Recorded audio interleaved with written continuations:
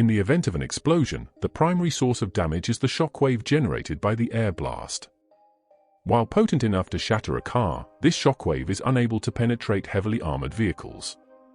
This leads to an intriguing phenomenon when anti-tank rockets detonate. These rockets, often already traveling faster than the speed of sound, produce something remarkable upon explosion. Apart from the expected blast, there's a more significant occurrence. A hypersonic jet propels forward at speeds ranging from 6 to 12 kilometers per second. This high-speed jet can effortlessly slice through the robust armor of a tank, akin to cutting through butter. The origin of this hypersonic projectile, methods to defend against it, and its utilization in nuclear bomb design defy conventional assumptions. The quest for effective anti-tank weaponry dates back to World War I, coinciding with the emergence of tanks on the battlefield. Early efforts focused on developing weapons capable of penetrating the thick armor of tanks. Initially, anti-tank rifles relied on the kinetic energy of metal shells for armor penetration. In response, tanks were fortified with thicker, more resilient armor, prompting the development of increasingly heavy anti-tank guns to counteract these advancements. This arms race led to the creation of larger, unwieldy anti-tank guns, rendering them impractical for foot infantry due to their size and weight. Recognizing this limitation, militaries sought a portable anti-tank solution. The RPG-7 represented a significant improvement over predecessors like the bazooka and Panzerfaust. Developed by the Soviets during World War II, the RPG-43 was a handheld anti-tank grenade launcher. Contrary to popular belief, RPG does not stand for rocket-propelled grenade, it is actually an acronym for, which translates to handheld anti-tank grenade launcher. Despite its ability to penetrate thick armor, the RPG-43 presented a substantial challenge. Weighing approximately 1 kilogram and 300 grams, soldiers had to dangerously approach tanks to utilize it effectively. A solution was needed to deliver grenades from a safe distance, prompting the Soviets to devise a hybrid of the American bazooka and the German Panzerfaust. While the bazooka allowed for reloading, unlike the single-use Panzerfaust, the latter had an advantage with its externally placed warhead, as opposed to the bazooka where the entire round had to be loaded into the launcher. This design limitation restricted the size of the warhead the bazooka could accommodate, a critical factor. The introduction of the Soviet RPG-7, the world's most widely used RPG, addressed the challenge of hand-thrown anti-tank grenades by enabling launching from afar. The distinction between regular grenades and anti-tank grenades lies in their ability to penetrate thick armor. Regular grenades consist of an explosive charge encased in a metal shell, which upon detonation produces a shockwave that shatters the shell, dispersing shrapnel in various directions. However, to breach armor, a more precise mechanism is necessary. RPG rounds employ shaped charges, characterized not by their outer form but by the internal configuration of the explosive charge. Within both hand-thrown RPG-43s and their rocket-propelled counterparts lies a metal liner forming a cone-shaped cavity with explosives packed behind it. Upon impact, the charge detonates, creating a pressure wave that deforms the liner, generating a focused jet of metal particles propelled at hypersonic speeds. It's the kinetic energy of this jet, rather than the shockwave from the detonation, that penetrates the armor. The effective penetration depth of the jet is at least 7 times the diameter of the shaped charge.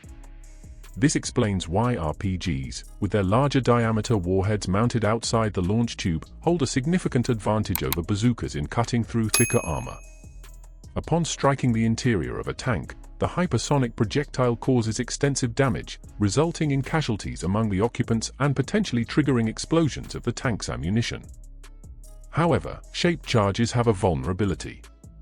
During the 2017 conflict in Marawi, Philippines, militant groups equipped with RPG-2s, though outdated for modern tanks, posed a threat to lightly armored government vehicles. In response, security forces improvised by adding wooden slats and cardboard layers to their vehicles. While these materials cannot fully halt the penetration of an RPG-2 round, they diminish its effectiveness by creating a gap between the warhead and the vehicle upon detonation. This tactic proved effective in aiding the Philippine government's forces against the militants. Metal cages encasing tanks and armored vehicles serve a similar purpose, aiming to induce premature detonation of incoming projectiles. However, such measures may not provide sufficient protection against contemporary anti-tank weaponry. These metal enclosures serve as explosive reactive armor designed to counter anti-tank weapons. Within these containers lies a specialized type of explosive material. Despite being subjected to various forms of abuse such as dropping, shooting, or exposure to fire, these explosives remain inert. They do not detonate under such conditions, and for good reason. If machine gun fire could trigger them easily, it would render the tank vulnerable by stripping away its protective layers. The reason anti-tank rounds can trigger these explosives while bullets cannot lies in the nature of the explosives themselves. They are insensitive. This means they require an extremely powerful shockwave to initiate detonation, rendering them impervious to shrapnel, bullets, or heat. Hence, even when tanks are engulfed in flames, the reactive armor boxes remain unexploded. C4, a type of insensitive explosive, is utilized in certain variants of explosive reactive armor. The insensitivity of these explosives makes them ideal not only for tank armor, but also for applications where accidental detonation must be avoided, such as in nuclear weapons.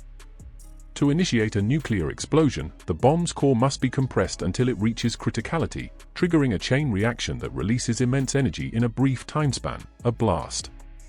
This initial compression is achieved using shaped charges, akin to those used in RPGs. These charges are arranged into what is known as an explosive lens. Functioning akin to an optical lens focusing light waves, an explosive lens concentrates detonation waves into a spherical form, compressing the core until it reaches criticality. It's crucial to prevent premature detonation of the explosive lens, a lesson the US government learned the hard way. In incidents like the crashes of nuclear-armed B-52 bombers in Palomares in 1966 and at Thule Air Base in Greenland in 1968, part of Operation Chrome Dome, investigators were deeply alarmed. Despite the nuclear devices not detonating, the high explosives within the bombs went off upon impact.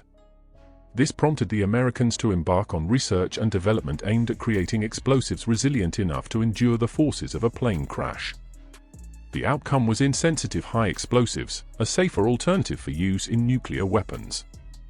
These new explosives could withstand impacts up to 300 meters per second, a significant improvement over conventional high explosives, which detonate at only 30 meters per second. Explosive reactive armor functions by incorporating insensitive explosives between two metal plates, essentially forming an explosive sandwich. When an anti-tank weapon strikes the reactive armor, its shockwave triggers the detonation of the insensitive explosives.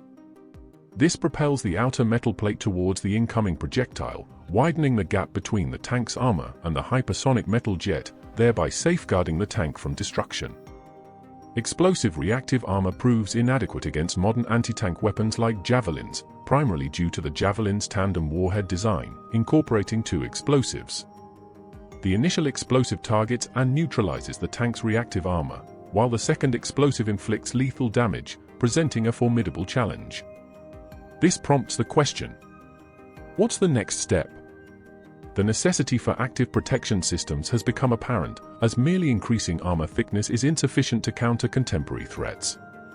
Passive and reactive armor technologies have been surpassed by the capabilities of modern anti-tank weapons. Active protection systems, particularly hard-kill systems, are required to detect incoming threats and eliminate them before they reach the vehicle.